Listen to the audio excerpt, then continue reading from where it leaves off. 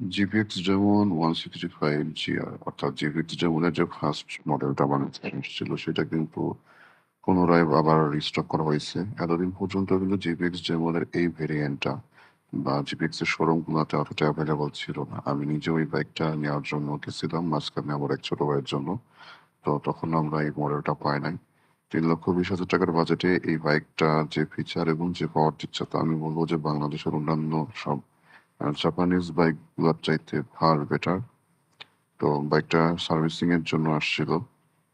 বাইকের build quality নিয়ে যারা আপনারা কোয়েশ্চেন করেন আমি আসলে ঠিক বুঝি না যে এই বাইকের ভিতরে আপনারা কি এমন খারাপ বিল্ড কোয়ালিটি দেখছেন বা কি এমন খারাপ বিল্ড কোয়ালিটি পান। এটা আসলে মানে চিন্তার বিষয়। এই বাইকের সমস্ত পার্টস, এই বাইকের যে দাম এবং এই বাইকের যে কোয়ালিটি অনেক মানসম্মত একটা বাইক তৈরি করছে।